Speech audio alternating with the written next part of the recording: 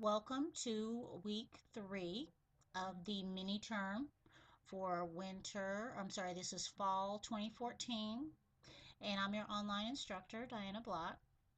And this class is for case studies and financial analysis. So, here in week 3, we're going to talk a little bit about capital budgeting. And so your reading assignment is chapters 10, 11, and 12 in the textbook, and then also cases 24 and 25 from the case book. So we want to talk about capital budgeting and some different methods of capital budgeting. I'm going to also suggest that you make sure that you watch the video. Here, I'm going to show you in the additional resources area of the class. You see there's a video down here that's going to be very helpful for you. So make sure you take a look at that video. But I'm going to go over a couple of things here in this video as well, just to kind of get you started. You're going to look at different types of capital budgeting processes. So let's look at the payback period. It's a very quick and simple method of comparing projects.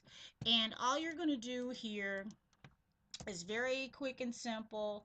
You're going to take the cost of the project divided by the annual cash flows. And this gives you your payback period. And so as you can see, this is very quick, very simple, which means it's also really not very useful. We haven't discounted the cash flows back to today's dollars. So this isn't really telling us a whole lot except for how long it'll take for us to get the liquidity to have our initial cost of the project returned to us. So this could be a way to screen projects. If you've got numerous projects you're trying to narrow down, then you can narrow down those that don't meet a specific payback period guideline. But you're going to still have to do some additional analysis. You wouldn't use payback period as a decision-making tool to make a final decision. So that's the payback period. Now, something that's going to be more useful for you is the internal rate of return. So, of course, we know that the internal rate of return is the discount rate that makes the net present value of all cash flows equal to 0.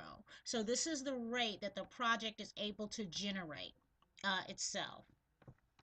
So, of course, the higher the internal rate of return, the more desirable it's going to be to take on that project. We can also use the internal rate of return to compare that to our firm's hurdle rate. So if the internal rate of return is more than our required return, then this is a project we could definitely consider.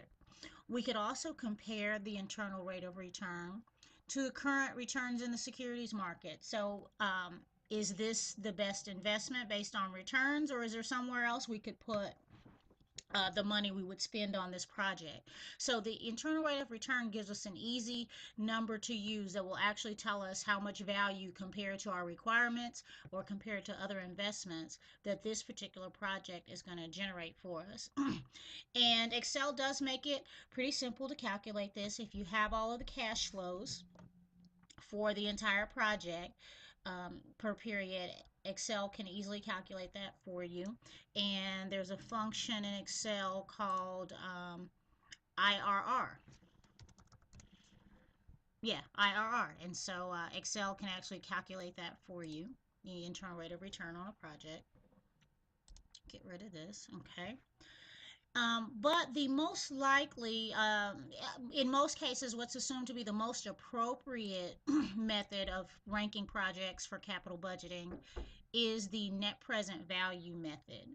And when you're using the net present value, you're going to actually calculate the present value of all of the cash flows from the investment.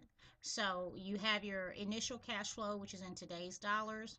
You've got all your future cash flows that you're going to discount back to today's dollars and get the net present value of the project, how much money or benefit this project is actually putting into your firm. So again, like I said, this is the most accepted method for capital budgeting standard in most firms. And Excel does make it pretty easy to calculate this as well. You've got functions, and it's important when you're using Excel, of course, that you have all your cash flows laid out properly and in order. But it will calculate that for you, so that's a helpful tool as well. So not a lot of need to use something simple like the payback period. Although it is simple to calculate that, using tools that we have available to us, it's almost just as simple to calculate a more meaningful ratio like the internal rate of return or the actual net present value of an investment. So you're going to look at all three of these methods when you're talking about the case discussion this week. You're going to actually discuss a case related to capital budgeting, and then your paper this week as well is going to focus on the net present value and other capital budgeting methods and ranking projects for the sake of comparison.